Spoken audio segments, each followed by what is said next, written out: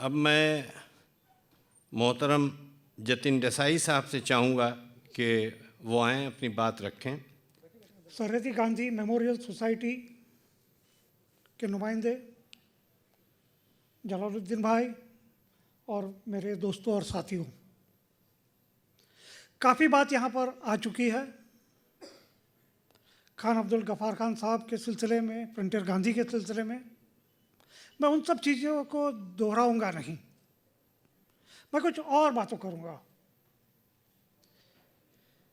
हम सब जानते हैं कि उनके फ्रंटियर गांधी क्यों कहा जाता था, उनका कंट्रीब्यूशन क्या था, वो कितने साल जेल में रहे, ब्रिटिश इंडिया में कितने साल जेल में रहे, पाकिस्तान में कितने साल रहे, एक्साइल के तौर पर अफ़गानिस्तान में कितने साल रहे, ये हम सब जानते हैं, इसलिए बात मैं नहीं करूँगा।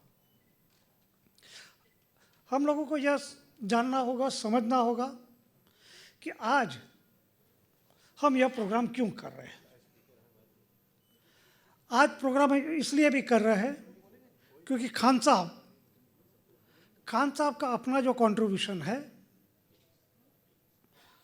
निश्चित आज़ादी के आंदोलन में है, उसके साथ साथ हम लोगों को यह भी समझना होगा कि अफ़गानिस्तान के साथ ताल्लुकात के सिलसिले में उनका क्या कंट्रीब्यूशन रहा है।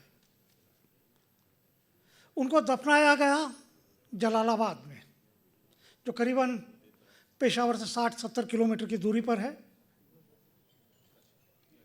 क्योंकि उनकी तमन्ना थी, उनकी इच्छा थी कि उनकी दफन विधि जलालाबाद अफ़गानिस्तान में किया जाए। ऐसे क्यों, उनकी यह तमन्ना क्यों थी, वो क्यों चाहते थे कि उनकी दफन विधि जलालाबाद में हो। जलालाबाद में भी उनका घर था, जलालाबाद में उनका घर क्यों था, यह सब सवाल हम लोगों को समझना चाहिए, क्योंकि इसी में ही हिंदुस्तान, पाकिस्तान और अफ़गानिस्तान, इन तीनों मुल्कों में किस तरीके से अच्छे ताल्लुकात हो, यह हम समझ सकेंगे, मेरा ऐसा मानना है। 1988 में उनका देहांत होता है पेशावर में। 1988 से हमको समझना चाहिए कि उस वक्त पाकिस्तान में हुकूमत थी, ज़ियाउल हक की हुकूमत थी। पाकिस्तान के इतिहास में सबसे ब्रूटल डिक्टेटर अगर कोई आज तक हुआ है तो ज़ियाउल हक हुआ है। अफ़गानिस्तान में उस वक्त क्या माहौल था, तो अफ़गानिस्तान में नजीबुल्लाह प्रेसिडेंट थे उस वक्त। यूएसएसआर, उस वक्त यूएसएसआर हुआ करता था, यूएसएसआर की आर्मी अफ़गानिस्तान में थी, नजीबुल्लाह को सपोर्ट कर रही थी। उसके खिलाफ मुजाहिदीन लड़ रहे थे, जिनको बाकायदा पाकिस्तान, अमेरिका, सऊदी, इन सब का सपोर्ट था।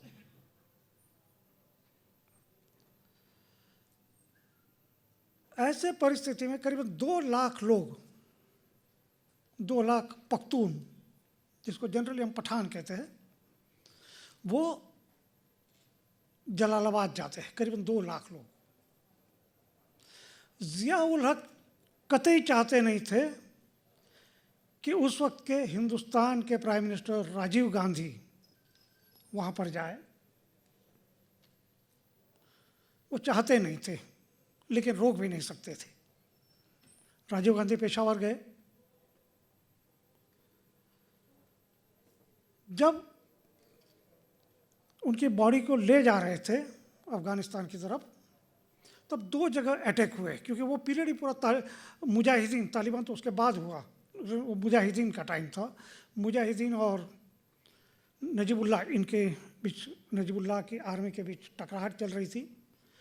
लेकिन उसके बावजूद मुजाहिदीन को भी सीज़ फायर करना पड़ा था उस वक्त।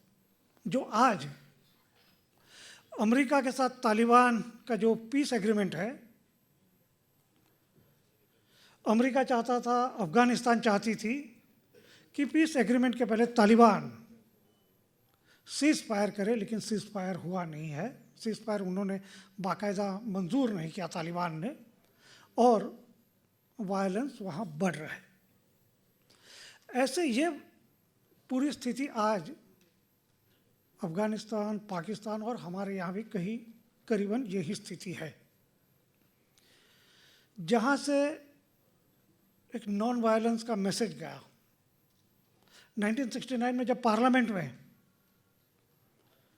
खान अब्दुल गफ्फार खान ने हिंदुस्तान के पार्लियामेंट में कहा कि आप लोग बुद्ध को भूल गए हो और मुझे लगता है कि आप लोग गांधी को भी भूल जाओगे। यह बात बिल्कुल सही हो रही है, क्योंकि अभी परसों के दिन ही चौरी चौरा को 100 साल हुए। चौरी चौरा की जो घटनाएं हुई, फख्र की बात है कि सुधींद्र भाई ने बहुत अच्छा उस पर एक पीस लिखा। हम जब चौरी चौरा को याद करते हैं तो स्वाभाविक तौर पर गांधी जी की याद आती है और नॉन वायलेंस की याद आती है, क्योंकि गांधी जी ने जो असहकार आंदोलन था उसको उस वक्त वापस लिया था। प्राइम मिनिस्टर नरेंद्र मोदी ने उस दिन स्टैंप रिलीज की, उन्होंने एड्रेस भी किया, लेकिन कहीं गांधी का नाम नहीं था। असहकार आंदोलन का कहीं नाम नहीं था। जिस नाम से चौरी चौरा जाना जाता है, उस चौरी चौरा के कार्यक्रम में गांधी गायब थे और असहकार आंदोलन भी गायब था। उसका मतलब कि गांधी हमको सिर्फ सफाई के लिए चाहिए और किसी के लिए नहीं चाहिए हमको गांधी। ये एक बात हमारे मुल्क में स्थापित हो रही है। यहाँ जो हो रहा है पाकिस्तान में काफ़ी साल पहले हो गया। खान अब्दुल गफ्फार खान, उनको पाकिस्तान में NWFP या अभी खैबर पख्तूनख्वा हम कहे, वहाँ पख्तूनों में बहुत लोगों ने मोहब्बत दी, प्यार दिया। उनकी पार्टी, जिनका नेतृत्व आज अफसंदयार वली खान साहब कर रहे हैं, उनके जो ग्रैंडसन है वो 2008 से 2013 तक उनकी NWFP में हुकूमत भी थी। आज भी उनके कई MNA, सेनेटर वगैरह है, लेकिन वो पार्टी भी मार्जिनलाइज हो रही है। और हम लोगों को ये भी समझना चाहिए कि उनकी पार्टी जो है, अवामी नेशनल पार्टी, उनका जो फ्लैग जो है वो फ्लैग रेड फ्लैग है। ये भी हमको समझना चाहिए, ध्यान रखना चाहिए। यानी वो सोच क्या थी, ये हमको समझना चाहिए। और इसीलिए कि मैं ऐसा मानता हूँ कि नॉन वायलेंस की सोच महात्मा गांधी की, फ्रंटियर गांधी की, आज इसलिए भी आवश्यक है क्योंकि यही सोच हिंदुस्तान, पाकिस्तान और अफ़गानिस्तान को नज़दीक ला सकती है। पाकिस्तान के अफ़गानिस्तान मसले हैं, वहाँ सरहद में मसले हैं, इस तरफ भी मसले, ईस्ट और वेस्ट दोनों तरफ पाकिस्तान के मसले हैं। लेकिन सरहद गांधी के लिए कोई सीमा नहीं थी, सरहद नहीं थी। वो उसी तरीके से आसानी से अफ़गानिस्तान हुआ करते थे और उसी तरीके से आसानी से हिंदुस्तान आया करते थे। उनके लिए तो कोई सरहद नहीं थी।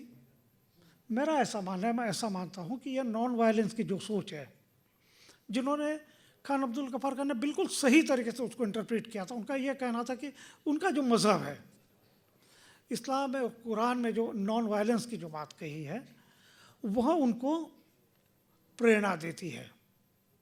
मुझे ऐसा लगता है कि आज के दिन यह जो सोच है, नॉन वायलेंस की जो सोच है, जब पूरी दुनिया में हम वायलेंस देखते हैं, ऐसे इसमें इनकी सोच आज सबसे अधिक आवश्यक है।